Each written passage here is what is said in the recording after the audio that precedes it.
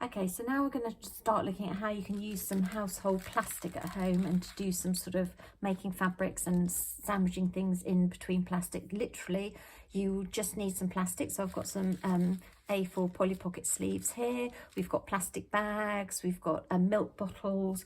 We've also got some little things that we've cut out. We've got some fabric. So you just need to have a variety of plastics. You will need to work on greaseproof paper, and you'll probably want to put an old tea towel or something underneath like we have, and you need a very hot iron. Okay, so the first thing we're going to do is just show you how you can sandwich some of your own design work in between some plastic, and it will hold it in place. So I've laid some things out here. So I've just got a little image here. I've cut some things out the newspaper so you could do different sorts of words, and then I've also got some fabric here which I've then frayed, and then I've put the frayed bits in there so you can sort of get a sort of skeleton effect of just the threads being sandwiched between. So the best way to do it is to fold that, get that all set ready to go. You're going to fold that down, and you're just going to literally get this edge of your iron, and you're just going to run your iron along that plastic there like that. Okay, so you do need to set it to a really hot temperature. And it should look a bit like your little bags that you have been given with your dye in. And can you see that that's now sandwiched between? So this is still loose, but that's now sandwiched there. So you could end up doing a whole patchwork of lots of little pockets and putting all your little images, bits of fabric, anything inside. So I'm just going to do this one here so you sort of get the idea of how you can section them off. So be careful with the iron, put it on one side, press quite hard. It's quite nice having the tea towel underneath because it gives you a little bit of a cushion to work with. And then you might decide that actually you want to separate those two. So you might just go across there to separate that up and make a sort of grid form. So you can see that that's now been sandwiched in. You could iron completely over the top, and I'll show you how to do that in a minute. Okay, so the next one here, we're just going to do that again. So cover it up. I'm just going to go across here, just to separate those, and then I'm going to catch that at the top just so those aren't going to fall out. So you like creating little windows, almost like little stained glass windows, and you can see how that's coming through, and you can catch things down. So you could work into this. You could do little bits of embroidery. You could literally just get loads and loads of threads. You could cut these up and then put them all together. So we're thinking you could sandwich lots of little threads. You could put things inside the top here. Just going to catch that down. And this time you could even just run it across the top, or you could actually do a whole thick piece there and see what happens. And then you can see that that's now held. Oh, she says I might have to do that just again, just to make sure that that's really held. So you might need to do this with a flat part of the iron. You are going to have to be careful of your fingers. And there, that's now sandwiched in. So you could make little hanging sort of things, or they could be sort of hanging down like that. You could have a whole fringe effect going across on your plastic.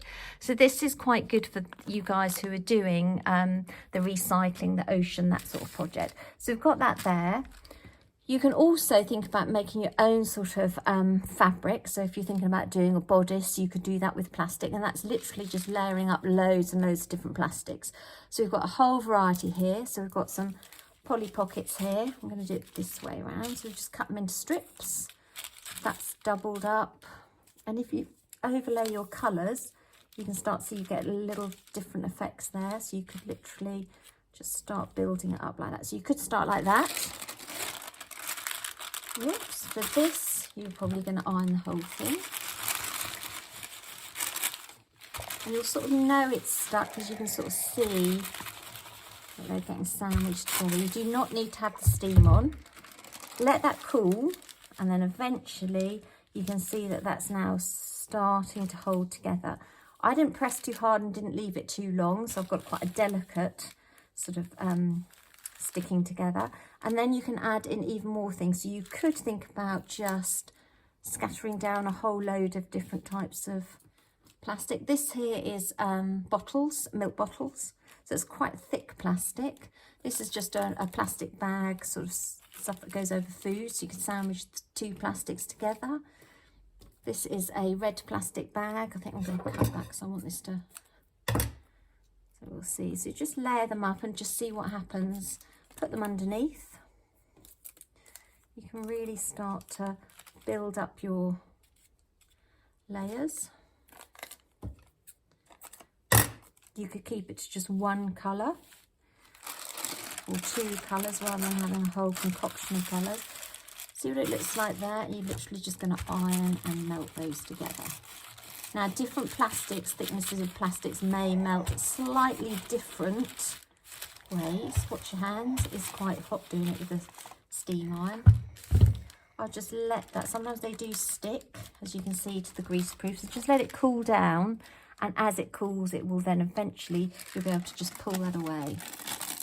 So you can see they've melted at slightly different textures, but you get a nice effect. This one here, which is this shiny one here, has really melted slightly different to these ones. This was the plastic bottle. So you can start building up whole layers. So you could do whole stripes and stripes and stripes with this in it as well. So you could change your thing. You could make a whole fabric. You could then cut it out and make your sort of, you know, bodice piece just out of all your plastics like that.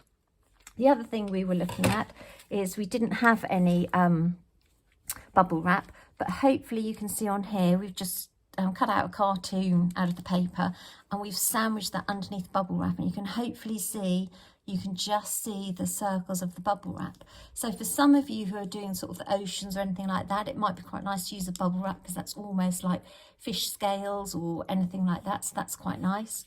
And then the other one we were thinking of, this might be for anybody doing the bags, Jess possibly, if you get the sticky back plastic, the stuff that you cover your primary school books in, or even your books at school here, you could literally just peel that off and put that over your fabric as well.